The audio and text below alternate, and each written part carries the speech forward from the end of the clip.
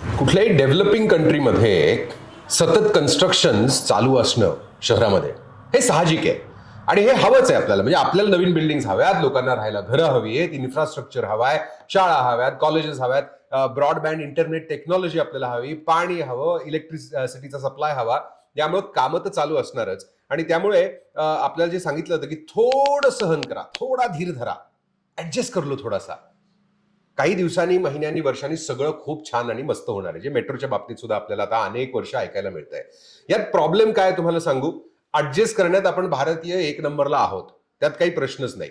पण आपण ऍडजस्ट कशासाठी करतोय, at the end of it आपल्याला काय मिळणार आहे हे महत्वाचं नाही का? म्हणजे पुण्याची मेट्रो ही बनवताना इतका प्रचंड ट्रॅफिकचा प्रॉब्लेम आपल्याकडे झालाय, नव्याने तुम्हाला सांगायला नको. पण त्याच्यानंतर अनेक पुणेकरांना असं वाटतंय की एकदा का मेट्रो तयार झाली की सगळा पुण्याच्या रस्त्यांचा ट्रॅफिकचा प्रॉब्लेम, पब्लिक ट्रान्सपोर्टचा प्रॉब्लेम सुटणार आहे. तर तसं होणार नाहीये, असं खुद्द सरकारी यंत्रणेचं आणि मेट्रोचंच म्हणणं आहे. मुळातच आपल्याकडे प्लॅनिंगचा प्रचंड अभाव आहे आणि दूरदृष्टीचा अभाव आहे, विजनचा अभाव आहे. हे लोक प्लॅनिंग करत असताना नेमकं काय विचार करतात, कुठला अभ्यास करतात? मुळातच मेट्रो फॉर एक्झाम्पल ही वनाजला चालू होऊन रामवाडीपर्यंत का जावी, चांदणी चौकातून खराडीच्या त्या मेन सिग्नल पर्यंत का नाही, हा सगळ्यात मोठा प्रश्न. किंवा एअरपोर्ट पर्यंत का नाही? कुठलाही आपला प्रोजेक्ट घेतला, एखादा मोठा ब्रिज असतो, तो काही वर्षांसाठी वापरला जातो, मग तो तोडला जातो का? तर नाही, आता डबल ब्रिजची गरज आहे. मग हे आपल्याला आधी माहित नव्हतं का?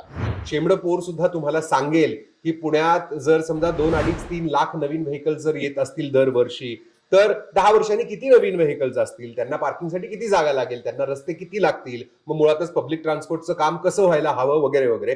पण सरकारी कामात आणि जी मंडळी खूप मोठी स्वप्न दाखवतात आपल्याला, कितीतरी 5 टन 3 मिलियन टन के बेस पर 5 मिलियन टन जाने के लिए हम बिल्कुल तैयार है.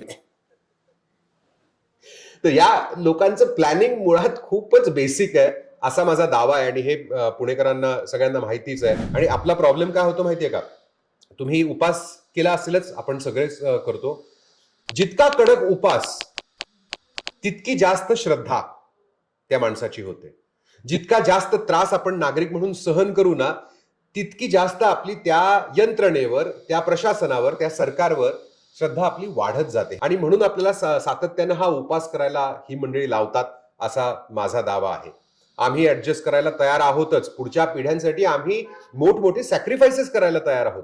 पण पुढच्या पिढीला नेमकं काय मिळणार आहे, किंवा आपल्यालाच आजपासून वर्षभरानी, 5 वर्षांनी, 10 वर्षांनी आपण जो कर भरतोय, लाखो करोडो रुपये पुणेकर भरतायत, त्याच्या बदल्यात नेमकं काय मिळणार आहे याचं मुळातच आधीच प्लॅनिंग झालं पाहिजे. आणि सगळ्यांनी बसून ठरवलं पाहिजे, पुणेकरांनी, फक्त राजकारण्यांनी नाही, फक्त ब्युरोक्रॅट्सनी नाही, सगळ्यांनी, की हा असा असा प्लॅन आहे, हा सगळ्यांना मान्य आहे का, याचे हे फायदे आहेत, हे तोटे आहेत, इतकी झाडं कापावी लागणार आहेत, इतका खर्च होणार आहे, पण फायदा हा होणार आहे. नुसतंच आम्हाला ऍडजस्ट करायला लावू नका. मी संग्राम खोपडे, माझं एकच म्हणणं आहे, पुण्याचं बोला, पुण्याचं बोला. जय हिंद, जय महाराष्ट्र.